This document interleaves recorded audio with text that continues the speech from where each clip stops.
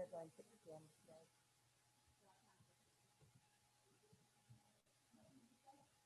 You have no idea?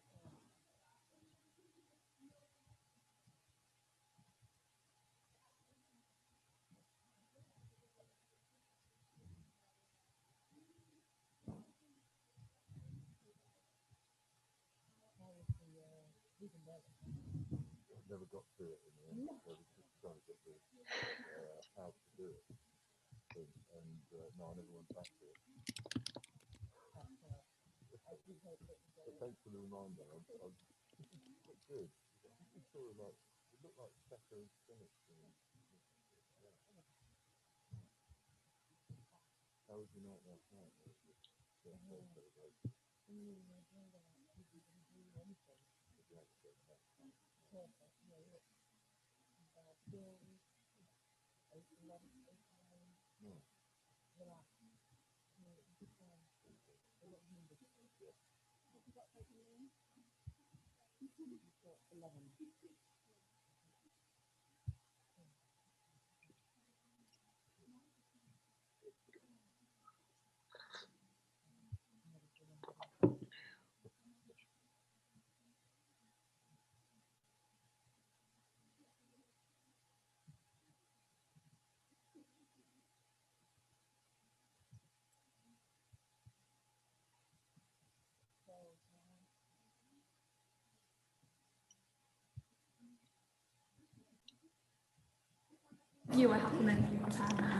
Okay.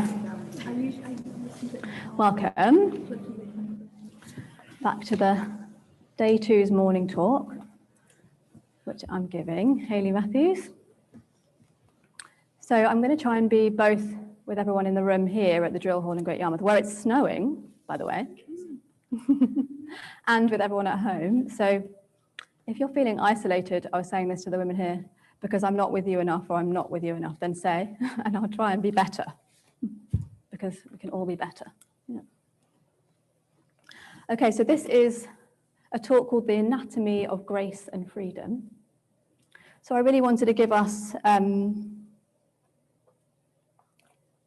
picture and a feeling of where these things that can be concepts, freedom and grace, actually live in our embodied selves, physiologically, anatomically, developmentally. And of course they don't as well.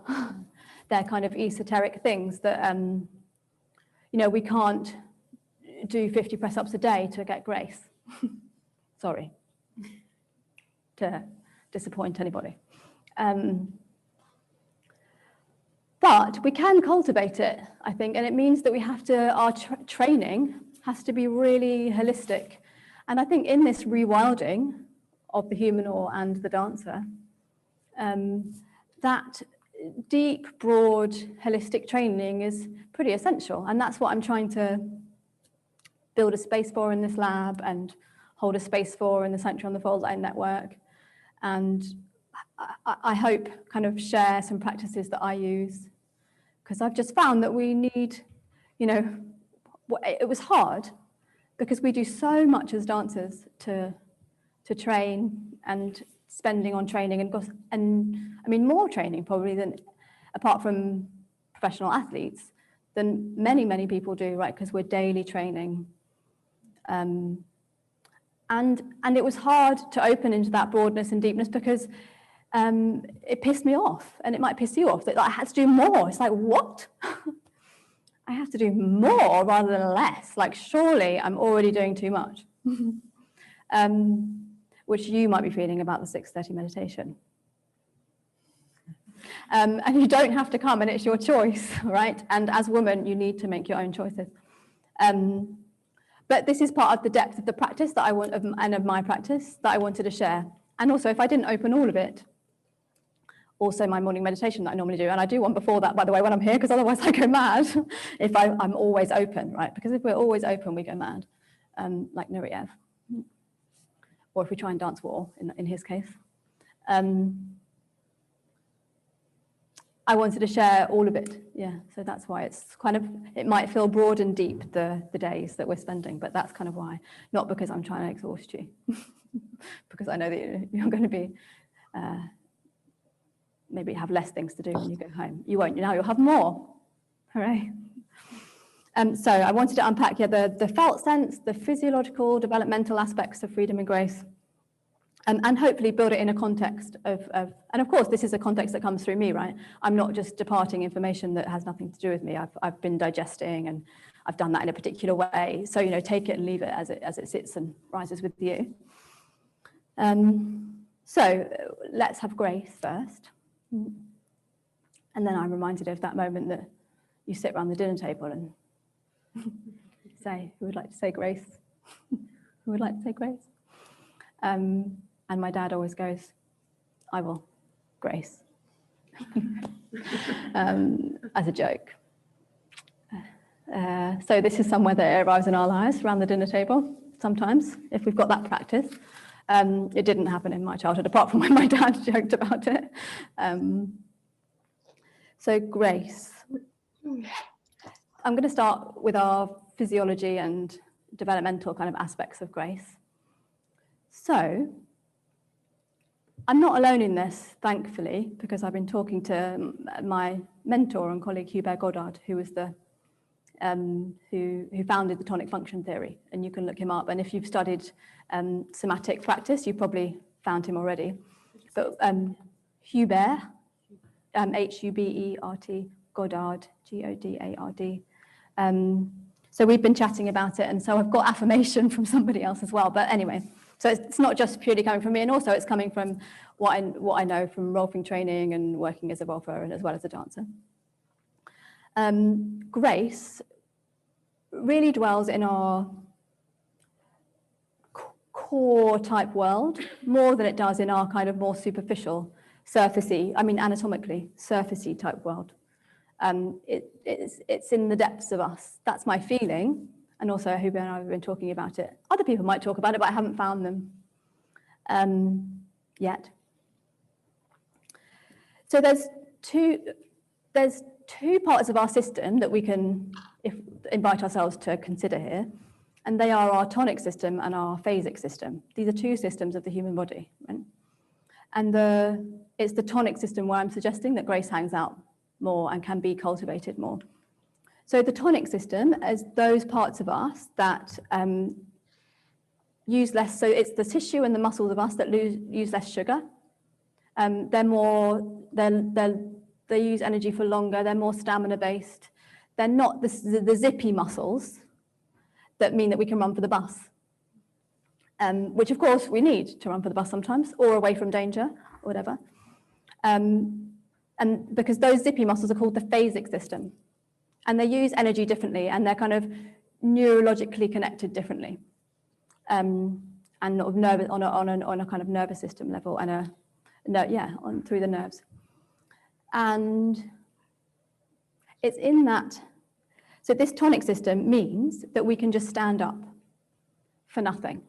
So just to stand up, we don't need to use lots of energy, because if we had to use the same amount of energy to run from the tiger or run for the bus that we do just to stand up, we'd be exhausted all the time. But the truth is that most of us are semi-exhausted all the time, because nearly all of us, because none of us are perfect, even Sylvie Guilhem, are using the phasic part of our system that uses lots of sugar just to do the things like stand up or walk. And if you go to rolfing, or if you do a lot of Feldenkrais and those kind of things, these are the kind of things that can pull you away from these kind of habits. And that's what we do, or if you've got a great yoga teacher, maybe who studied with Scaravelli or something, And so this system is a part of us that doesn't use lots of sugar, and it means we can stand up for nothing. In the same way that we talked yesterday in class about sitting up for nothing in meditation. Where we put something under our bum, and so the pelvis steps forward, and the bags of our upper world can just sit, and we'll see babies do that for nothing. So if we wanted to think of an example, right? to bring this closer into reality and closer to ourselves, we can look at where this happens in the body. So and they always work together, something phasic and something tonic. So in the arm, the bicep holds tone, right? And the tricep doesn't. So the bicep is the speedy one, and the tricep is the long one. And if you've done ballet training, you might have considered those two. Yeah.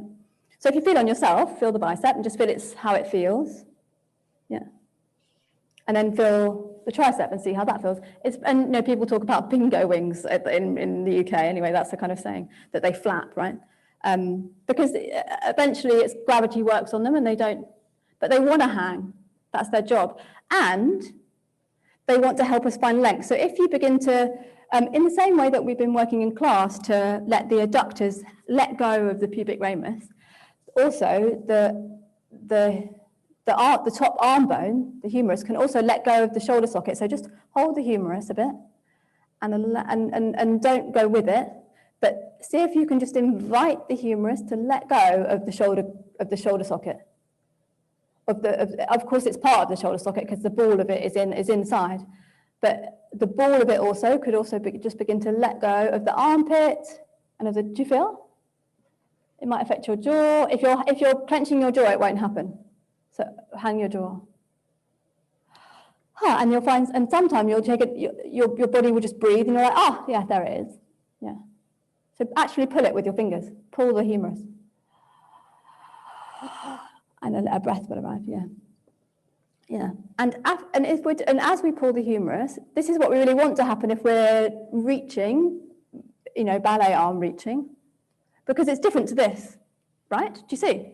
Because here I'm holding all this together and I'm doing this, and actually the tricep is not doing its job at all. It's just hanging. And I'm going to get a bingo wing when I'm 40, not 97, yeah. So, but if you let the humerus go, yeah, and you feel the tricep lengthening, do you feel it? Yes. Yeah, and that's what we want. So that's the phasic system working for us, and part of the phasic system in the arm is to be able to reach, and we'll talk about reaching a bit later. And you'll find the bicep. So if you do this, that's the bicep working, do you feel? Yeah, which is what you want to do if you want a huge bicep.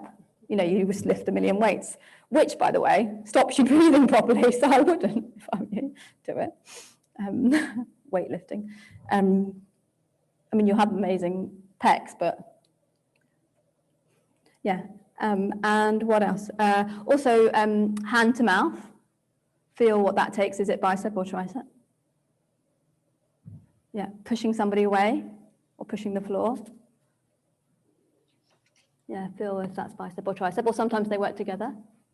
Yeah, so in this one they work together, right? Yeah, yeah. Pushing somebody away. You need to reach and push at the same time. And if you don't, then you brace. Yeah, but if you use all your weight and you let the humerus go and you just use reaching, wah, they're gone. Ha, yeah. Not that we want everyone to go away, but if we need to push someone, yeah.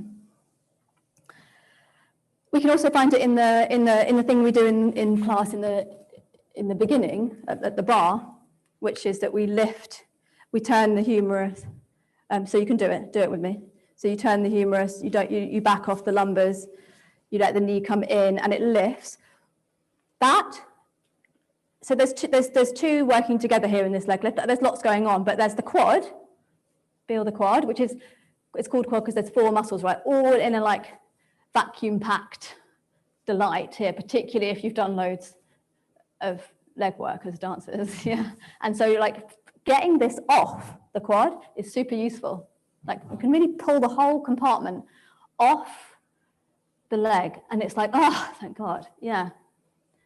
And so now use the quad. Don't do anything that we did in class this morning. Undo all your great work and just lift with the quad. Yeah, feel what that does in your breathing. And feel how the difference between the length that we found here in class and if you just lift the quad, yeah. The quad is phasic, it's the speedy sprinter. That's why sprinters have got huge quads, yeah. The other, either we can just imagine a string picking up the leg. But if we do it like we did in class and really articulate it, the femur goes in, home. Yeah, we let the knee follow and turn in. We back off the lumbers. We stand on that standing leg deep at the bottom of the well. We receive a lift here. The knee goes in and just comes up for nothing. That is the psoas, which is, I mean, it's lots of things working together, but the deep, the psoas that attaches at the diaphragm, both sides, and goes down and then hooks actually into the leg through the pelvis. That's the twin, like the bicep and tricep, to the quad. And it's, most of us don't use, we're in flexion all the time and we're marching. Like Margit was saying yesterday, it's for the marching that we are the quads. We use a lot of quad for marching. But for triple steps, we use the psoas, really, yeah. We're not, the quad's working for me, but I'm in length more than I'm in, and the face changes, I don't have the same expression if I'm marching, and I let my face kind of come into the march, or if I'm triple stepping, which my face gets gleeful, yeah. So that's another, so bicep, tricep, psoas, quad, yeah. We can also find it in squatting. So from sitting, because I'm sitting, so might as well. I plant my feet on the ground, yeah. And if from basically squatting or just getting up, okay, if I was going to heave myself up, bring your attention to your tummy muscles, your rectus abdominis, your six-pack muscles, and use that to get up. Yeah. Yeah? Feel what that's like? That's phasic, right? We used to think, well, people taught us that the six-pack were core, that was your core. No. They're phasic, they're sprinty muscles, they are not core.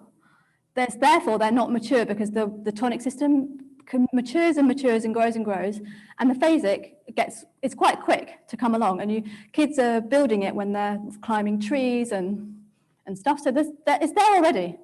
And if you endlessly just build your six-pack, it's immature, right? Yeah. And because you're not giving space for the deep strength, which actually comes from the organy world underneath, yeah. So the opposite is if you lean into your feet so the weight goes onto them, yeah, and even more so it goes into the toes, yeah, and you don't block in the knees, yeah, and as you come forward, you notice the sit bones are beginning to look behind you, yeah, and you just keep going forward and you keep letting the sit bones look behind you and you keep tipping until your sit bones go up and you just come up. Different, right? Yeah. So, phasic, six-pack. Yeah. Tonic, tip all of the bags of you. All of the bags of you. Yeah. And they said that this comes up a lot, right? Because there was a lot of training when somatic stuff was getting a bit more trendy and practiced in the dance training. They did a lot of that rolling down, didn't they? Remember? Rolling down and rolling up. And that's fine, and that articulates the spine, but there's something different, which is all of the bags, sit bones high, come up. It's different to just I roll through the spine, which people got a bit, well, in my experience of class and things around that time, people got a bit obsessed with, in the same way they got obsessed with building a six-pack. It's the same thing. Yeah. Okay, so this is the tonic and the phasic system. Yeah, and Grace hangs out more in the tonic question. Yeah, about this. Do you want to come and ask it? Because no one will hear it otherwise. With I need to demonstrate as well to explain it. Oh, we have to click this on you.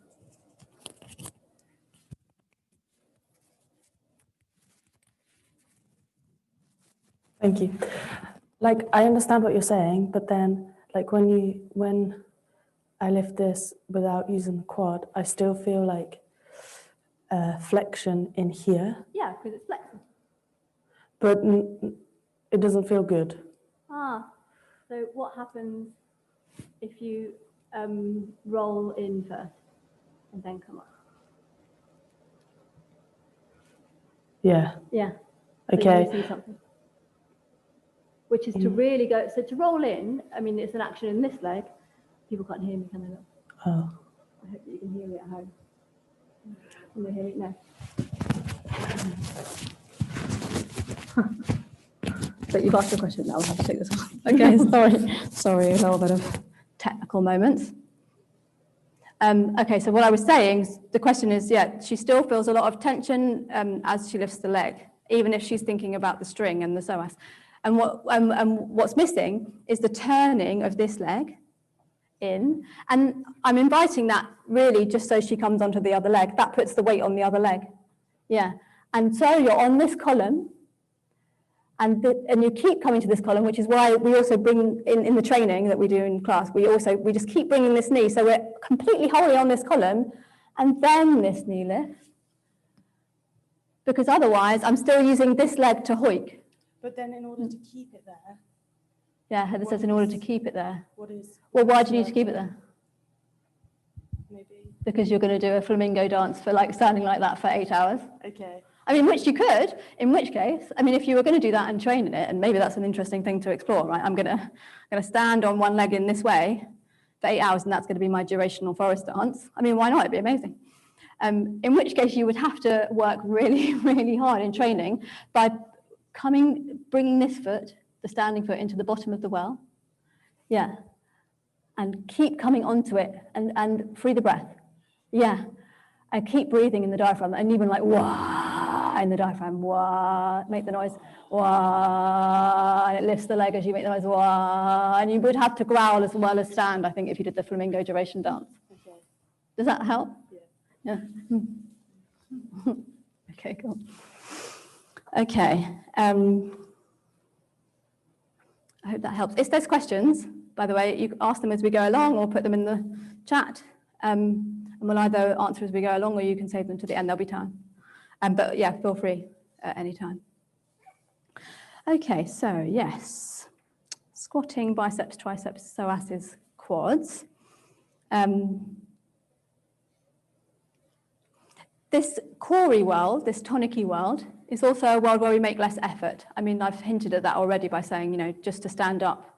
But we really make less effort, and you really learn that in Feldenkrais, which is a great thing to practice. It's not so good at, you know, helping us do technique and be precise, but it is because we can be precise also from the core, which is very different. So we do need to do leg work and have strong legs, otherwise we get injured, and that's really important. But also, I guess Feldenkrais can teach us to be in and also some work that we do, to be in the tonic system, the core, and use it then begin to come into precision from there, which is different to doing it with the phasic system. So in the leg, for example, we get so strong in the lateral calf, particularly, yeah. But the tonic calf is deep, deep, deep in the posterior compartment. And so you could be endlessly strong here, but also if you don't build the core, because core goes all the way through our legs into our foot. Actually, core starts at the ground and becomes us, and that's why it's so much about context, and we'll come into that. But if you don't build that, then you can never come into core precision through the leg work. So we've got leg work to do so we're strong, but we've also got tonic, core, boundary work to do, and boundaries is a topic that comes up with tonic and core a lot. And this is what we're doing in the class session when we're coming into a lunge in standing, and we're thinking really about giving the femur away to someone. And that means we're more in the deep, deep thigh, the tonic thigh. Yeah. And we're coming into precision, aren't we? You can feel that moment is precise. I'm coming towards you, and it's more Diana of the woods. Yeah. I'm coming towards you, and I'm giving my femur. That's me kind of getting precise in the tonic system, I guess. So we can change precision through the tonic system as well as the phasic system, which is why we do lots of tondus and things and leg work so we stay strong, which we need to do, but also the other. Yeah, because there is where grace inhabits. And for me, grace is, a lack of effort. It's something that rises for nothing, which is what we talk about when we have work to do, so we receive grace. And that work is giving the foot in standing deeply to the ground, so we receive the rise in the pelvis, or it's meditating, So we back off ourselves, which also brings us more into kind of tonic, which I'm pretty sure relates to, you know, the more meditative experience of being in that part of the brain, you know, than the beta and the alpha waves. And also being less self-conscious because I'm in my weight. You know, the more I meditate and the more I come into my tonic system, I'm in my own weight. And so self-consciousness, I'm pretty sure, is not the same system, anatomically, physiologically, developmentally, that we use for feeling self-conscious. I'm pretty sure that the opposite. I'm in my weight, or I feel self-conscious, and someone's going to see me, and I'm a rabbit in the headlights, or I'm a deer, and I don't really, you know, there's a predator, or I'm self-conscious in a human way. Yeah. And I'm pretty sure that, yeah, being in my weight and being self-conscious are two different systems. And of course, it's better, therefore, to be in our weight as a dancer because we need, you know, we need to own being seen all the time, and it's hard. Yeah. Question? Sorry. Do you want to say it and then I'll say it? Yeah. Mm. But what about if like insecurities are in the inner, like deep in, and then if you sit in your weight, that's where they are. Like, I don't know if this is possible, this question. That's where they are. Then is there, and then doing this is self-consciousness, but in a way that you're putting on an act. Yes, what a great question. So Heather says, what if insecurity is deep in you, in your belief system or your experience that's been given to you? And then by coming front, you actually just come front and act it instead of be it. Yeah, that's why there's so much work to do.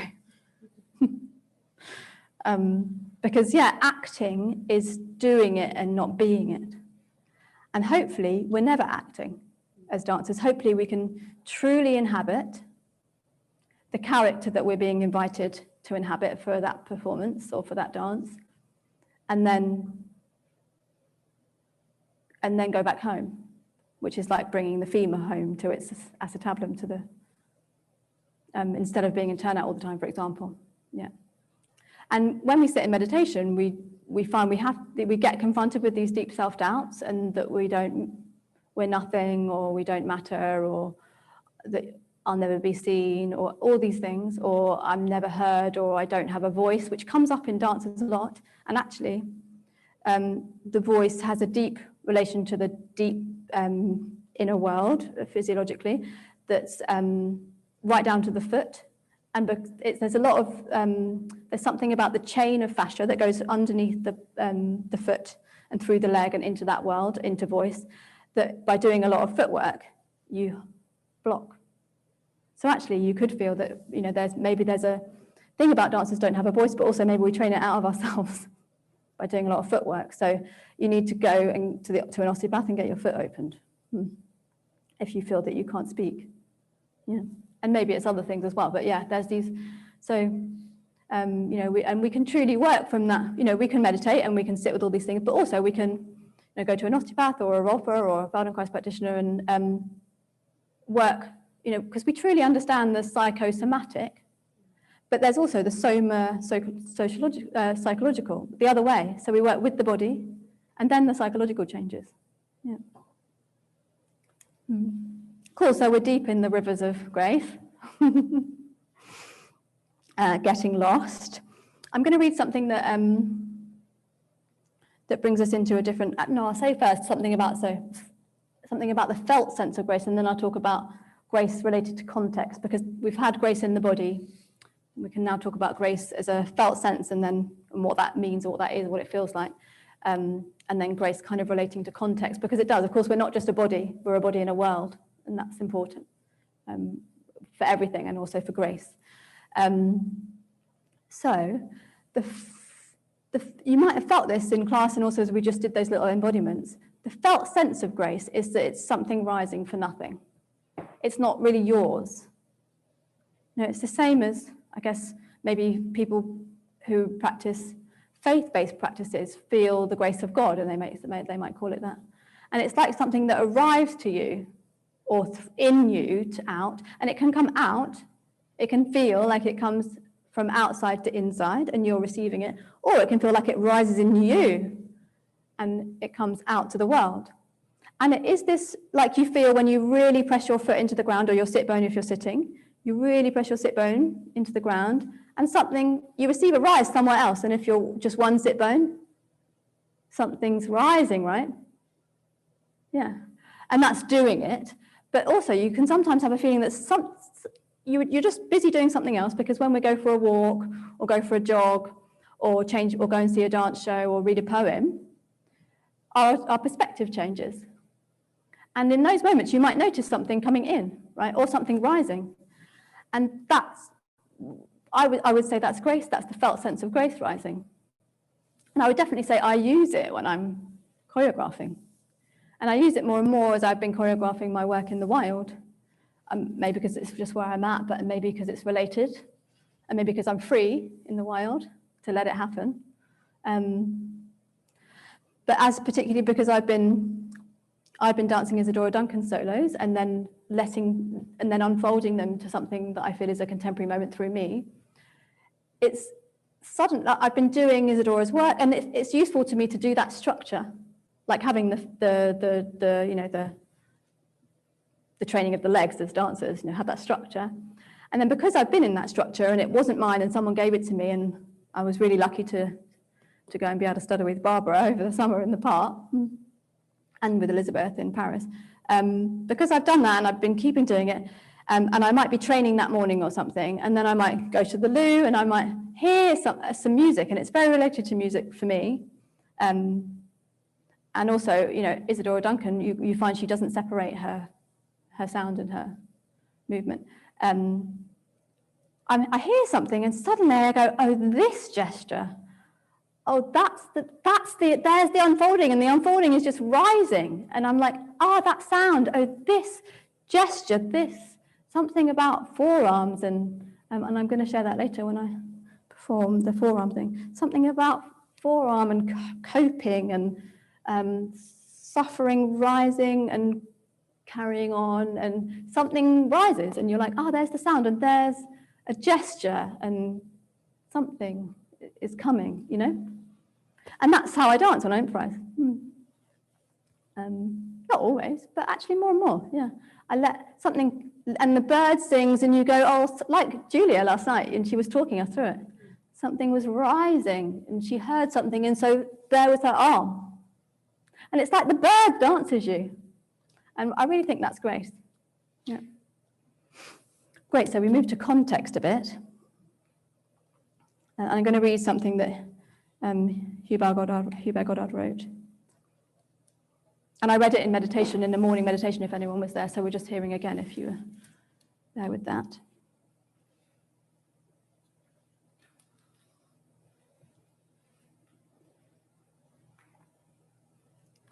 And this is to do with context, the figure in its context, and how that relates to grace. And we'll listen again. So here we go.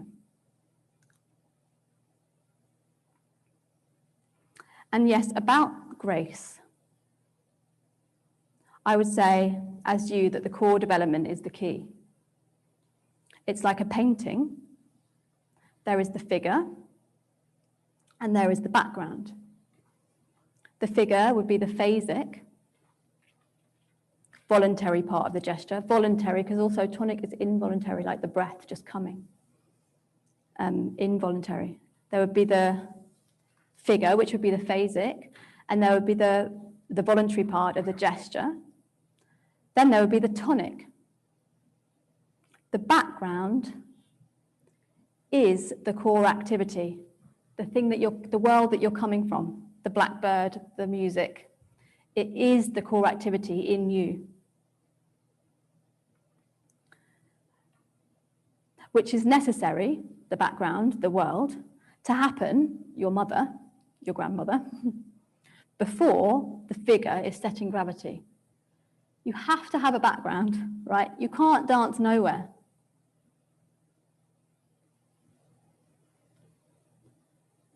And if no one's there, like Emma was saying yesterday, in the forest when you dance or on the beach, you're still a figure in the background, with a background. Yeah. I mean, there's another layer there because dance is very social. It's a social sharing, and it's about being seen and letting yourself be seen. So there is that, but also you're still a figure being seen by the blackbirds and the seagulls, yeah, in a background. So the grace is when there is no tension between the figure and the background. There is no tension between the figure and the background. And you might have had a difficult moment in your birth story, for example, or in a moment when you came onto the stage or the forest floor to dance, when something happened that was difficult. So for me, I was held in the womb for a while because I'm a twin, and my mum was really exhausted, and so the doctors were giving her a rest. And something when I've been working with my own birth stories when I was training as a Rolfer, it came up, and I could feel a fight, and I was like, what was that? And I was lucky to be with a lovely Rolfer from Germany, and she was also a twin, and so she understood maybe and she said, you know, does it relate to if you cross your mind, you know, this might work that you can do with a somatic experience or whatever. And I was like, there's just some fight. And, you know, we said, does it relate to anything? And I was like, I think about being born, that's crazy, you know. And I went to ask my mum, and she said, you were held. And I was like, what? Yeah, I didn't know that, but it came up. And so that's something, one of my background stories that I work with. And it's not going to go away, you know, and I might always have a bit of a feistiness, but that's who I am, yeah. And if I know it, then that's better. Yeah. So the grace is when there is no tension, and there is never no tension, but we can find moments when there isn't. And maybe when we're in the wild dancing, there's maybe greater potential for that. Because there's so much expectation if you're dancing for someone else or another choreographer, and it's not your material and you're going to please them or whatever, you know, and there's all those people waiting in the theatre. It's very different. And it's gorgeous. And if we can learn from dancing in the wild and then bring that back to the theatre, great. But the grace is when there is no tension, and this happens momentarily in increments, between the figure and the background. No hesitation. This is what we learn. We don't hesitate to take a step or to say something if it's the moment, but also sometimes we say too much, and we learn to bring that back to and come back home. And sometimes leave space for the other, which is also grace. So there is no tension between the figure and the background, no hesitation, no fear, fluent continuity. And that takes a lot of work. Yeah, and also sometimes it just rises in you in the right moment in your life. So all this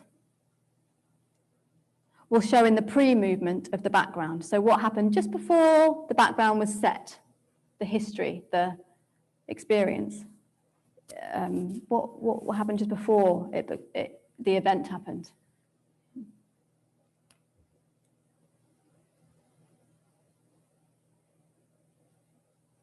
Especially if there was a moment where you had to escape or something, you know, which is why, for example, refugees or people who had in their family history flight, that comes up because it's passed down. Yeah, and it's full with emotion. These moments, they're full with emotion, and then because they are full with emotion, we can use that emotion. And so it doesn't even matter. We're not trying to be pure grace all the time because it's impossible. We're a person with a history. But if we manage to work and dance with, if we know that moment and we go, oh, there's a tension, and we dance it, and we dance that gestural difficulty, you know, and then like something comes and it releases. The audience know. They know what we're up to on a deep, deep level because we're doing something real. And it doesn't matter that it's just our story, because they have stories and they know what it is to meet attention. And so, you know, in your relationship, when the blackbird sings it, it reminds you of that time that the blackbird that was, you know, came and that the seagull came and stole all of your lunch, and you were 3 and it was terrifying because it was nearly as big as you. The blackbird sings and you go, yeah, and then that's in your dance. Or you go, yeah. Yeah, flexion. Yeah. Good. Okay, we're going to move in to the space of freedom. Any questions about Grace so far? From afar or from close by? Oh, I can't see the chat on there because it's not, can I? We just opened it. This light's already open on the right. Ah. Is the bicep phasic, Emma? Yes. Great, I love some more questions. Anything else about Grace? If something else bubbles up as well, you can write it or say it. Do you mind explaining a little bit about, you're saying about the core and how it goes down through the foot? Do I mind explaining something about how the core goes down through the foot? No, I don't mind. So how does the core go down through the foot? So yeah, this is the kind of different, this is the different world when, we understood that core was six-pack. It's not. Core is deep, visceral world, organy, intestine-y, pelvic floor-y, womb. Oh, brilliant, yeah. Landing, and then that world. So we have deep, we have lung. Did you have a question? No, sorry. We have deep lungs, deep throat, deep inner world behind our face, core. Yeah. Deep inner ear, core, which we were working with in the first morning class. Deep throaty space, deep throat space, deep lung space, deep space between the lungs. Space around the spine, or the multifidi, I'll talk about them in a minute. Tiny, tiny little minnowy muscles close to the spine that help us spiral. Organy, viscerally, livery, stomachy space, yeah. Intestinal space, womb space, pelvic space, and then, this is your question, right? Dun, dun, dun, dun. We chop the legs off. It's so hard to have legs. This is why, right? But then, and it's not, but it's, especially if we're pulling them around a lot, it gets complicated. So then the psoas is our queen because she links deep, deep with the multifidi and all of that deep nerve plexus that goes on deep, deep here around the psoas space. And then she goes deep, deep through pelvic space, which is deep core, and she hooks on to the femur. And so she connects the core and then it can continue. So the river of the core goes down deep, it can get really tangly around the femur arrangement, which is why we do a lot of work there in class. But it goes to femur and then it goes deep in the fascia space. So here in the leg, there's the quad, which we've worked out the compartments, right? There's the IT band, which is where you'll often get really tight and people roll it endlessly. There's a big question there's a new kind of understanding and research that actually the IT band is core material displaced to the outside. Which is why people have started doing a lot of rolling, feeling like they can affect their inner world. And it's true if you can do it, right and not obsessively. Otherwise, you're just displacing your inner obsessions outside, projecting them to the world. Many of us do it. Because the IT band, which is the thickest band of fascia, goes long across here, and then it goes across the quads, and it dives deep in the adductor space.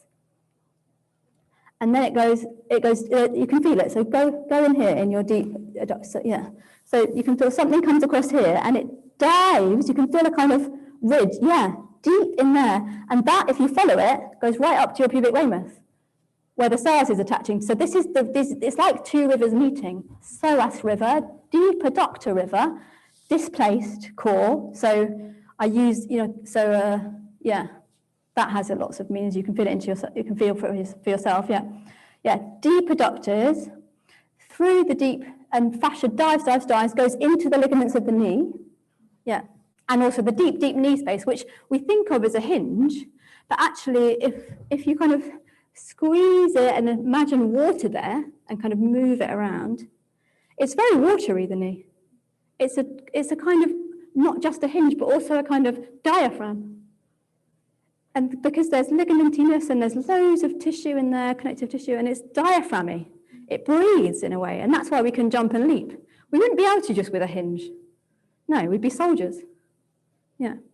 So if you feel like both sides of the knee and we move it around, And sometimes you can feel the in-breath comes in like, oh, thank God I was holding my fibula, the outside bone of the, yeah. And so this is deep space. When you say deep, Yeah, deep space core. core, Yeah. And then core material, core material, tonic material, tissue that we call core, that is part of the core system, tonic system that I'm talking about, yeah. So watery world that's deep and tonic, not using as much sugar as phasic. Yeah. And then it goes deep. Oh, we just had a bang of chairs falling down in the studio. And then it goes deep, deep, deep. There's two, so feel, you don't have to have your foot up, but I'm just showing you so you can see mine. So if you feel at the back of your calf, you've got the soleus muscle. And if you dig in there, it will feel nervy. And there's a channel. Do you feel it? Oh, it's like, wow, it feels like tooth pain. That's core. That's what's happening. That is back there in the back of the calf, deep, deep, deep in the calf. So the calf is not just something that's dewy, it's deep, and it's tonic in there. Yeah, so it's phasic, it's tonic, it's not using so much sugar, it's just helping you just stand up. Because we need to just stand up in our legs as well as our upper world. So this is the world deep in our leg that just helps us stand up for nothing, that doesn't use so much sugar. That means we can just stand up for hours if we had to work at H. Samuel's one Christmas, and you're not allowed to sit down for 8 hours. If you didn't have these, you'd fall over. Yeah. And then it goes, deep through the inner leg, and then deep into the inner foot. Yeah, and there's loads of intricacy that goes on with the bones and the tissue in the deep foot. And then it pours through into the ground, which is why we have women becoming trees and tree trunks. It pours into the ground. Does that answer your question? Yeah. that just got a lot up from his phone. I like to train. This connection to the ground. Rachel's saying she likes to train this connection to the ground. Is I have to find this to connect to people. And she has to find this to connect to people. Yes, exactly, you do. Because it's ground, I meet the world, meet others. It's the mycelialness of humans. Deep core goes into ground, becomes ground. I am in a world. Here I am, and there are you. And you're in a world, and you've got trunks. And they're also going deep into the ground, and this is the mycelia of humans. Yeah. Okay. Something else here. This place of emotion, Emma, this place of emotion and grace seems to link to the natural inner child state. What are your thoughts on this? Yes, we're moving there, so let's go. Together. Dun, da, da, da. Okay. Yes. And I'm going to show you a video with a baby in it, so that's perfect. Emma, ever anticipating what's beautiful and gorgeous? Because she is. Yeah. Okay. So we're going to trace freedom developmentally. So freedom also relates to independence, right? I have a will, I have agency, I can do as I please, but also it's not just I can do what I please. Here's the paradox of freedom. Because we have to be a person because we are one. So you don't have freedom to become a bunny. Even Amy, whose spirit animal is a bunny. She's not here, she doesn't know I said that. Someone will tell her later. She's just gone to the loo. Okay. So yeah, there's a paradox. There's a paradox in every truth, and in freedom, it's you're free and you have to still be in reality. You're not just free. I mean, you can go mad. That's one choice. You can just go mad and believe that you're a bunny. Yeah, that's an option. So we're going to trace the developmental, the developmentalness of independence that becomes freedom, yeah. And then we're going to kind of put this in context a bit. I hope I'm got time, yeah. Okay. So I'm going to call on Hubert again because we've been talking about this, and read from what he's been telling us, read from what we've been discussing. So we're going to trace it developmentally, this development of independence into freedom. So in the intrauterine life, the baby is mostly in flexion in a C curve. But already has the beginning capacity to use the core muscles, actually. So we think of fetuses sometimes as like lazy little things that are just hanging out in a C curve, right? They're not. They have a capacity for deep core, to push and to reach, so they're already developing it. They're already actually completely human, and we think that the babies are different, but they're not. They're actually even more human than we are because they haven't, got loads of stuff put on. So we learn from them. So they're in a C curve, but already with beginning capacity to use the core muscle and haptic. And haptic, that's when we call it, but like the gecko-iness connection to heart and head just rising, haptic tongue, which is why I talk about lizards, core muscles of the head and the feet to go into extension. So they're already capable of doing this, even though we think of babies just in C curves, and they're already capable of also using the legs to push and go into extension, even though the spine's very weak and it's floating. So we're going to watch a video of babies doing this, of a baby doing this delightfully.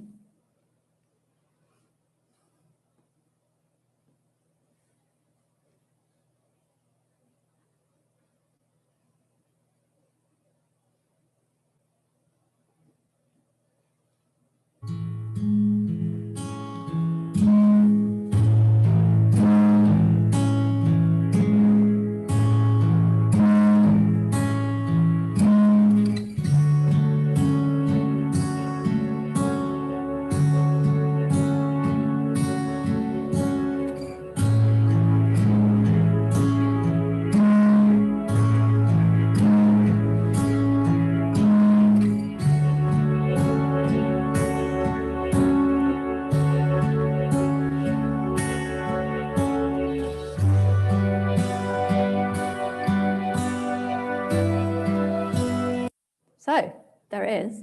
Yeah, beautiful, right? Pushing and able to connect limb to edge of to boundary, edge of womb. Yeah, and then we do this as we grow.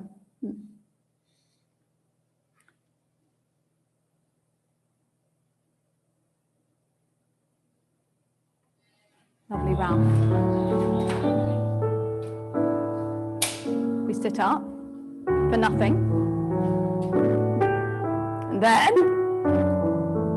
we work out how on earth we could go from that ostrich position to standing back up.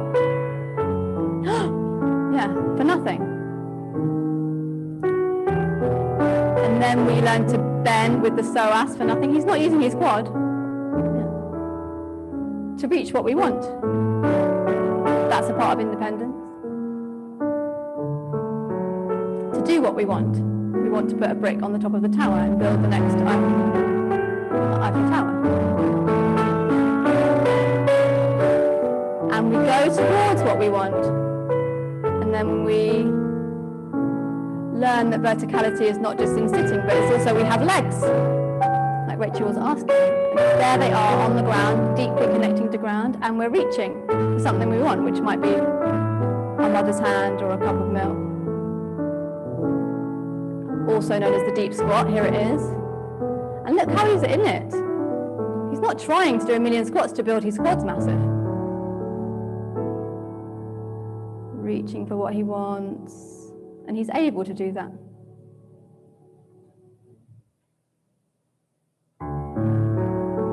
He's on the ground in the world, deciding to go somewhere else. And he's building his core inner visceral world by crawling before he learns how to use his core world of legs.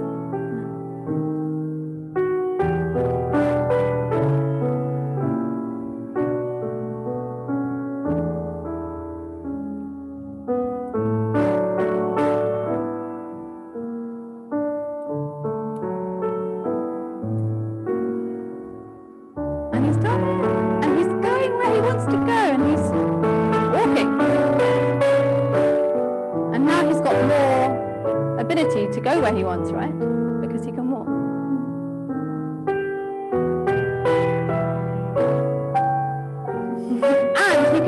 say things. Like what's just happened at the Senate.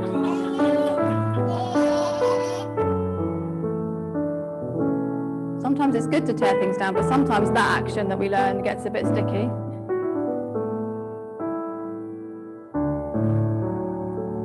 Yeah, and look, he's using his toe push, landing on the ball of the foot. Thank you, Ralph. So, there we are. Emma, I hope that answered your question. Is it why kids can run and walk for ages? Because they mostly use their tonic system. They exhaust their parents. Yes, she's got it, and she's about to have a baby, so thank God it's landed. Yep. Okay, we're continuing into the development because I want to kind of build a whole picture before we come back again. So, we've seen the baby being born and sitting up between 0 to 6 months. I mean, Ralph is a bit older, but it's then able to sit up, right? And we completely manage the mastering of the head. Comes up and we sit and the head can come up, yeah? And then from 6 to 12 months, the mastering goes down through the spine. It's called the cephalocaudal rule, yeah? And the capacity to sit in verticality kind of gets a bit more, yeah? And it's already verticality in sitting, with all the psychological aspects of verticality, which begin to be about, I'm somewhere in the world, I'm not just the world. Which is why babies can teach us so much, because it's only later that we have, so right at the beginning, before we sit up, we have the experience that me and the world are the same thing, which is why you get these moments when a baby goes, my hand, what is that? Yeah, because it thinks it's got no idea, yeah, and then it goes, it's mine, it's my hand, I can pick up a brick, throw a tower, yeah. So I'm one, everything is one, here everything is, and I am everything, yeah, which is also kind of beautiful, and we can go back to that state. But then verticality comes, and I'm social, I'm in a world, there's other people, I am kind of one, but I'm connected, and I'm still deeply connected to mother, yeah. So these psychological aspects of sitting are quite profound, a bit becoming into verticality, yeah. But I'm still held, right? I can't walk on my own, I can't feed myself, yeah, I can, but if I was 0 to 12 months, yeah. Luckily. Yes. So, and around 12 months, the process is complete. So the erect posture on the leg and walking that we saw in Ralph. Yeah. And the head is and it's the head that's driving that capacity. Which frees the tension in the arm and shoulder girdle, which we've been talking about in class. So we're no longer the being on 4 legs in crawling is different, where the shoulder and arm become an organ instead of balance, which we've been trying to get into, right? They're not guiding us and holding at the shoulder blades. They're not for stability, they're for something else. And the head is driving that process. So they're more sensory and they're for other things, not for stability. But a lot of us hold on to some of those aspects of stability. Yeah. So then the spine continues to develop down to the traversus and multifidi, which is deep in this space, the traversus. If you squeeze here, you'll find the traversus muscles, they hug, yeah. And the multifidi, which are all the way down the spine, and they're like minnows, and they're so articulate, and they enable us to begin to turn, and it's not this, it's this, yeah? And it's the multifidi that allows us to do that. I'm turning, yeah. It's not the shoulders turning me or the hips turning me, which is very Merce Cunningham and very different. Yeah. Okay.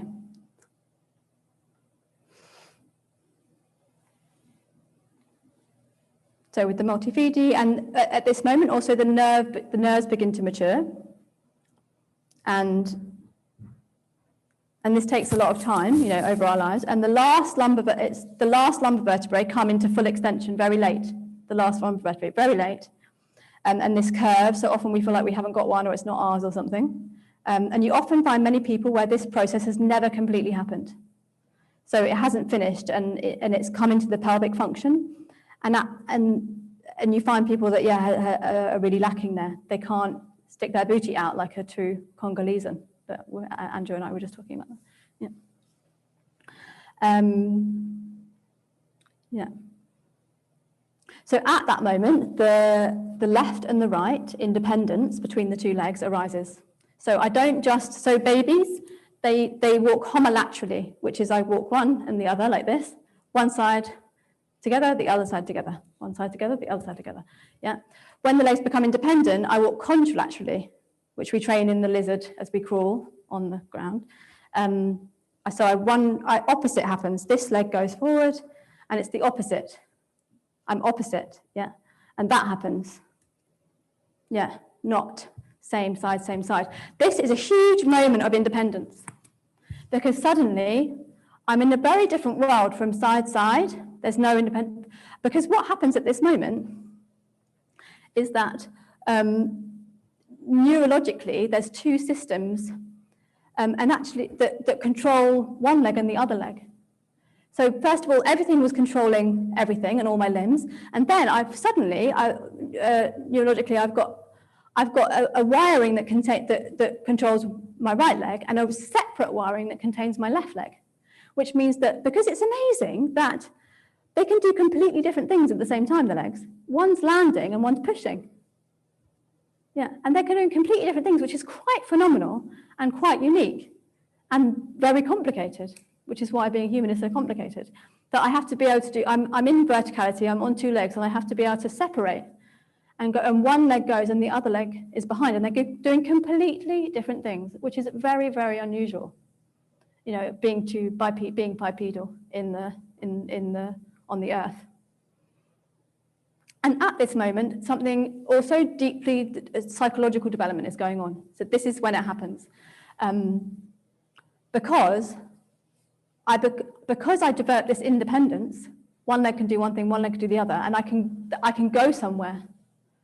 So Ralph can decide to pick something up and throw something, but someone who's older, you know, and this happens kind of adolescent time, can decide, really, actually, I'm going to go there, or I'm going to go away from there, or I'm going to go that way, or I'm going to go away from that way. Ralph is still held in homolaterality, you know? He can do stuff and throw stuff and reach beautifully in his tonic system, you know, brick, throw it. But he's still homolateral and he's still held by the family system, right? But I could leave when I've got two legs doing different things. And with that, this development of the multifidi and the traversus and all this stuff I was talking about in here, which are kind of a bit immature before that, they're growing and they're getting really alive and they're really connected to these two separate leg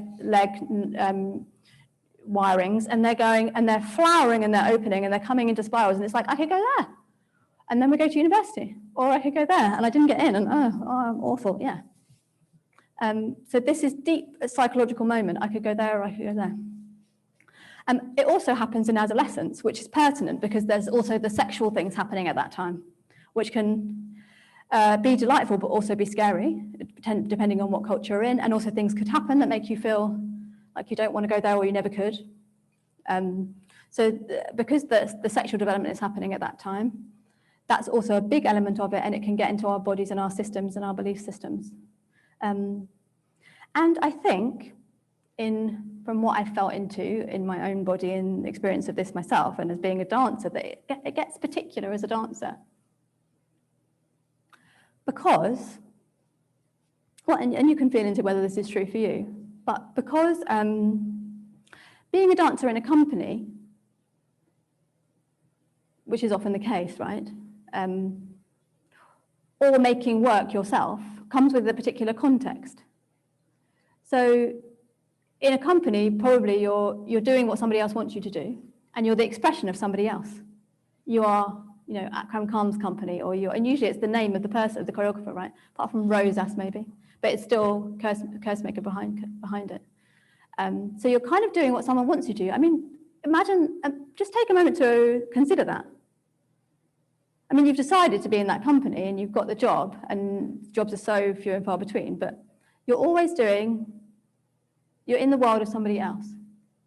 And you're expressing yourself fully, hopefully as yourself, but can you? In that world. Yeah.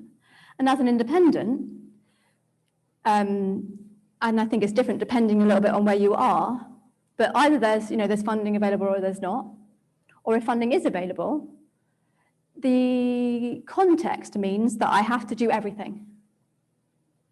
I have to, so if I can get funding, brilliant, great that there's been a democratization of not just organizations getting funding in some places, but I have to do everything. I don't have to, no one's forcing my arm, but I'm a dancer and I have a longing to dance and I have a longing to eat, so I have to make money and dance. And most of us also have other jobs, but I want my work to I want to give my gift and receive something, which in our world has to be money, because then we have to eat. It can't just be roses, bunches of roses, which are also lovely. And you receive them and you're like, oh, thank you. Yeah, I've only got these roses. They don't know that, the people clapping you. We're going to eat these. But I have to do everything. So I don't have to, like I said, so no one's forcing my arm, but because of context, right? And then we could get abused because it is our choice, but it isn't our choice.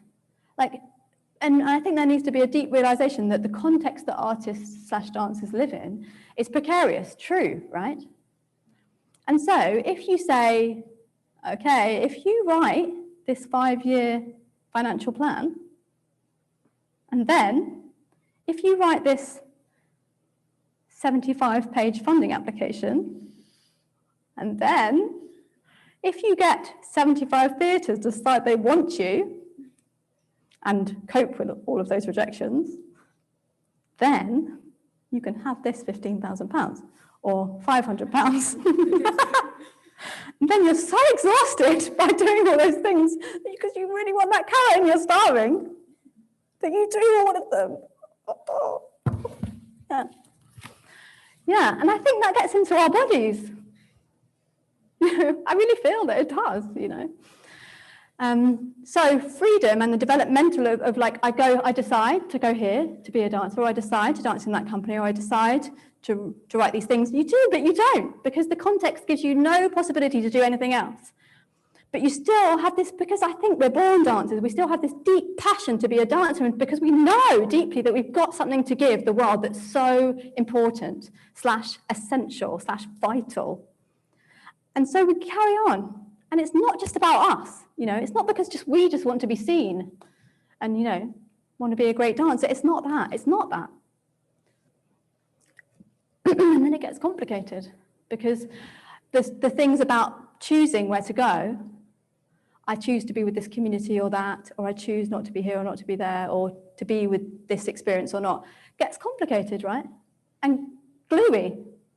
Things get stuck together. I do decide this, but I don't accept all of it, but I have to. What? Yeah. So, there is work that we can do on ourselves that means the world is just like this. And I just have to accept it, however difficult that is. But is there a point where we have to say no? And is that the point that we go to the wild? This is my suggestion, even though this isn't an essay of argument as a talk. Okay, so there we are. There's the development, and we're just going to finish it off in case Hubert had anything else to tell us. No, that's it. So that's the that's as much as I was going to say about the development. I was going to move us into, if you've got capacity. Can I ask a question first? Can we have questions at the end? Just so I want to kind of give you the whole story and then have questions. Same with everyone, because I can see questions coming in. Thank you. I just kind of want to pick just to finish off, and then because I kind of want to give you the whole, and then you can, and then I think it'll be nice to receive after that. So I want to bring this now. So these, and there's a lot, right? I know there's a lot of kind of anatomical, physiological, felt sense things, experiential things, context things, to bring it into the context of here we are in the lab, Sanctuary on the Vault Line lab, of fortifying ourselves and recovering ourselves in a pandemic, to hopefully maybe come into community and be fortified by that, and give ourselves other stages that might be the wild, which might be nourishing, and that might nourish us in a way that we can come and bring this into our lives as dancers and into other people's lives, where dance is essential. I can talk about dance being essential another time. There's a lot about that, but you'll have to ask me another time. That'll be in the next lab. Why is dance essential? Yeah. So in order to bring this into context, I've written a tiny thing that I shared. If anyone looked at my Instagram the day before the lab, I shared a bit of it enticingly. And I'll share you kind of most of it. So I'm hoping that this is bringing us into context, and then we'll kind of have a tiny moment to pee, and then we'll have questions. So this is in a draft, and I'm going to read it out, but I've called it Suspended Woman Towards a Landing Through the Dancer. And I hope this is going to bring what we've been talking about grace and freedom and the anatomy of grace and freedom into the context of the lab. So, suspended woman towards a landing through the dancer. Woman has a particular expression. I have been feeling into this more and more, trying to find the sense, the justice, the space, the spirit for this expression. Although I have not all the hows of this, I have a strong knowing that this particular expression of woman is essential for health, for care, for balance, for direction of the human family. I sense the space of woman, we might call it the phenomenological space, the moment where an event happens, is not somewhere we might call surface, forefront or foreground, but that this has perhaps been misunderstood or misexpressed by the human family for some time. I also sense that the healing of this misunderstanding, which has caused injustice, hurt, abuse, exploitation, is not to shift with force the phenomenological space of woman to surface or foreground. We could see foreground in the human family as the political stage, the theatrical stage, the act of teaching, the act of philosophizing and sharing that philosophy, a hunter or huntress, and are they the same? And I'm not saying that woman does not or should not inhabit those spaces of political stage and theatrical stage and teacher and philosopher and huntress. She should. She should do as she wishes. What I'm suggesting is that if woman is to rise, to be heard, to be seen, to influence, to lead, to spread, to be empowered, to seep through society as she should and could and will, into a space of action, to her very own space, that perhaps these spaces, her powerful particular space of action, would not be the political stage or the theatrical stage or the lecture room. Perhaps indeed we cannot even clearly see what it would be. But I have a strong sense that it would be different. And that either it is the wild, or we will find out there. And that just because it was not surface, as we understand it and honour it and bow to it, would not mean that she wasn't influential or powerful or capable of making things happen, of action and of agency. But more ground up, more like water, operating in an emotional space rather than a space of reason or rationale. In fact, I think if she had courage and support, that this space of woman would have phenomenal influence and utmost ability to move us all into our own compassionate actions in the human family, men and women. It is this strong sense and vision that I'm following the thread of in this work of the Sanctuary and the Fault Line. And in my own work as a dancer. Perhaps I use dance because this is my calling or skill set, but perhaps also, and I have an inkling, this is true, that the dancer is beautifully placed to carve this space of woman in action, to find and inhabit this space. Because the dancer must face fear. She must be seen and do all the deep work on herself to allow herself to be seen. Holy, she's strong. She is unwaveringly hardworking. She's passionate. She's deeply experienced in living and moving in precariousness.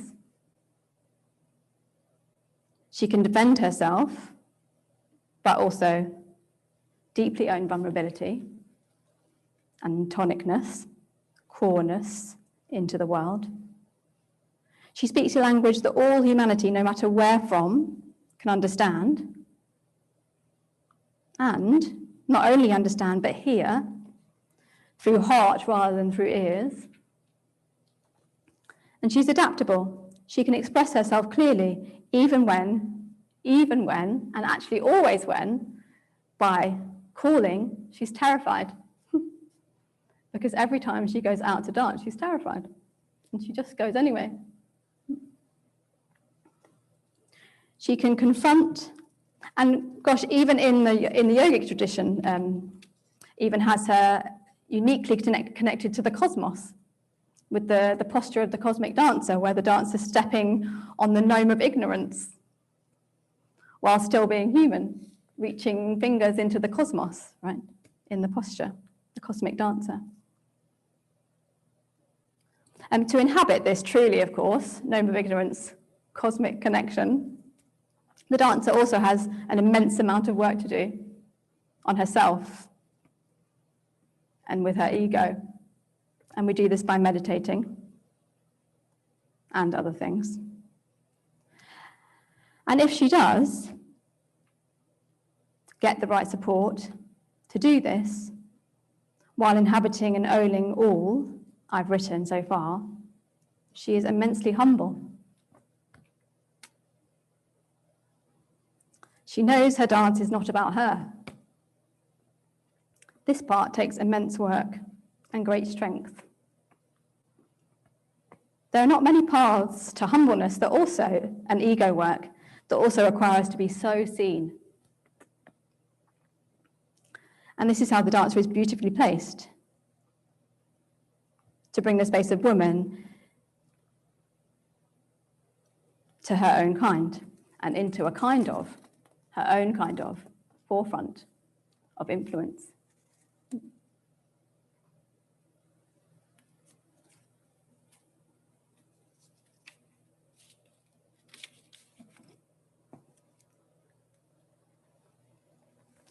Cool, we'll just have a tiny minute or two to have a drink, and then I'll come back to the questions that are there. Thank you, everyone.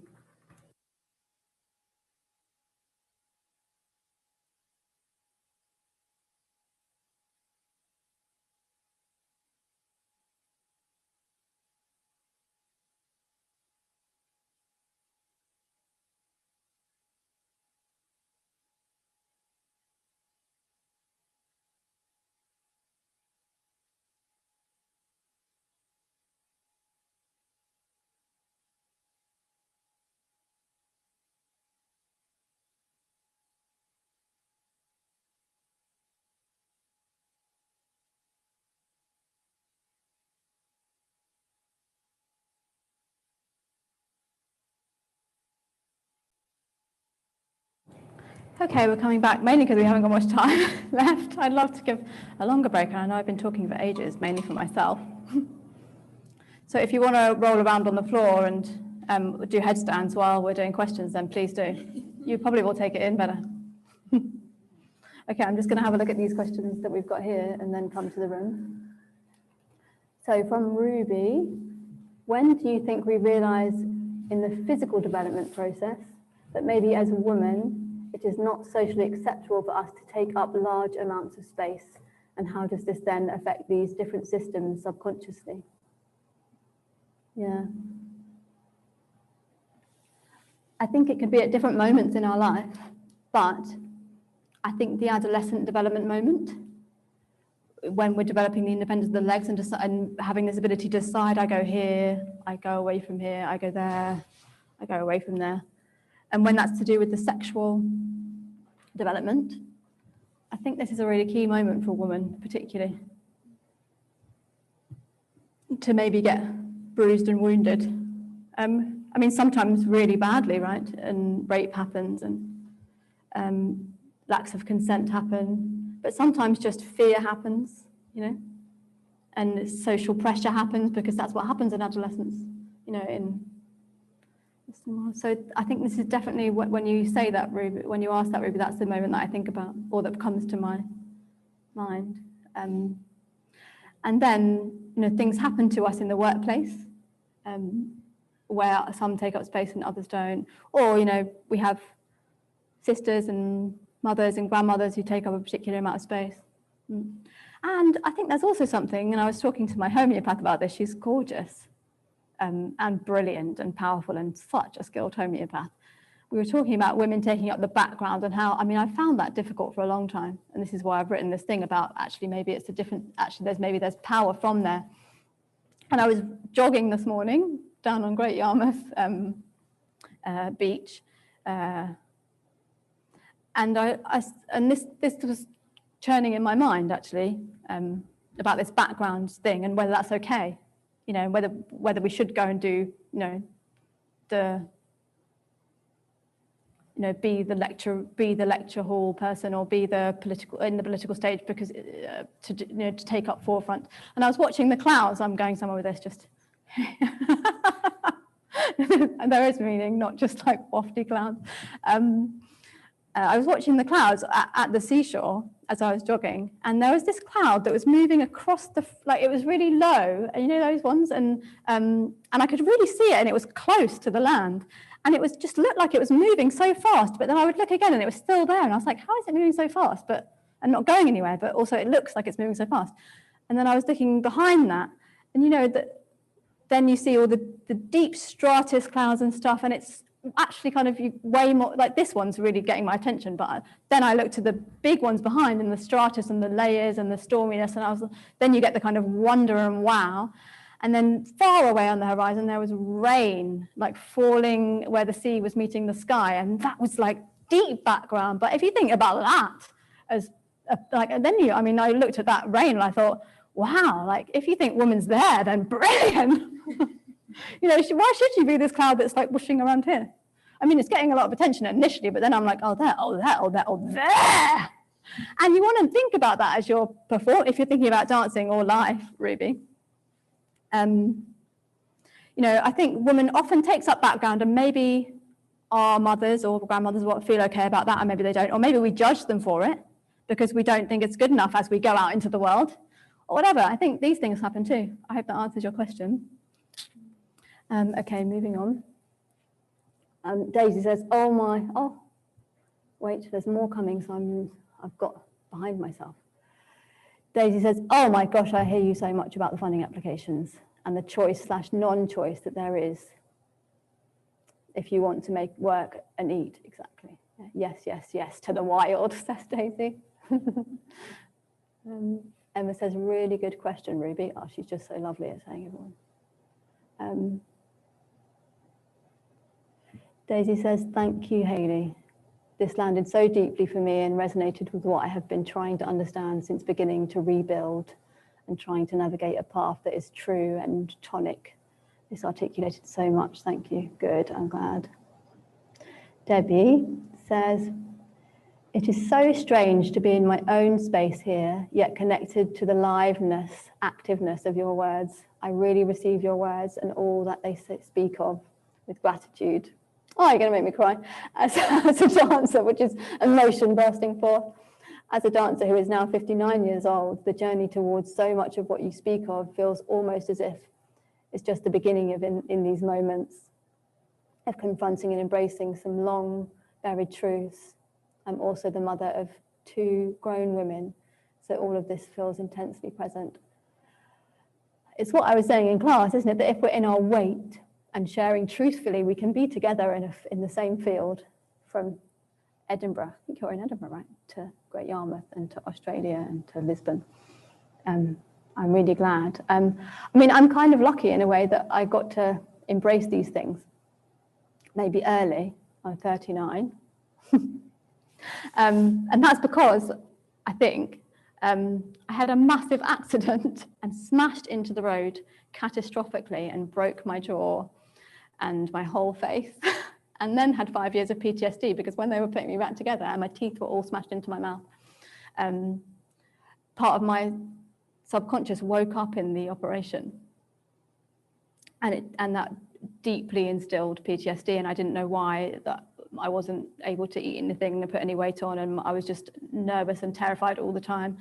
But I eventually found a Rolfer and managed to get better, recover. But basically, I had to smash on the road and then learn a lot about myself to recover myself. And I think that's why maybe I'm earlier doing it than later. And also maybe it's just time. So maybe, Debbie, that's why you're there in Edinburgh doing it and it's happening here too. Yeah. Daisy, what practices do you recommend in terms of working on the tonic in the way you mentioned about the opposite of psychosomatic, i.e. working on the physical tonic system to address also the psychological? It depends what part of the tonic system, so I could be in it forever, but basically do class in the morning. It's really informed by that. And those, so you'll be able to return to those classes because they're on the lab page. And I was thinking actually this morning, maybe I should put those, we're going to be making a Sanctuary on the Fault Line YouTube channel where Andrew's going to be interviewing members of the dancers that are dancing around the world, and those interviews can go up. I haven't done it yet because I haven't got around to it, but it's going to happen. It's going to happen. And maybe I'll put the classes from, so you could have them not just for a month, but forever. Forever, as long as YouTube exists. I don't know how long that's going to be. And maybe also I was thinking this morning, maybe once you're bored of those 3 classes in a year or so, maybe I could do regular classes for all of us around the world, but we'll see if that happens. Okay. But if you've got a particular question, Daisy, about a particular part of the body and building it there, then ask away. Daisy said that would be wonderful. Thank you. What the classes on YouTube? Great. Okay. We're ticking away. It's time. No questions from the room. I felt awful saying that. Did you see the acting that happened? I'm so sorry, but I want to give us a long enough lunch break. Questions can come to me by email after the lab, and go away and look at the sea and consider it, because if you go and change your perspective, answers will come. Thank you, everybody. Have a lovely lunch break.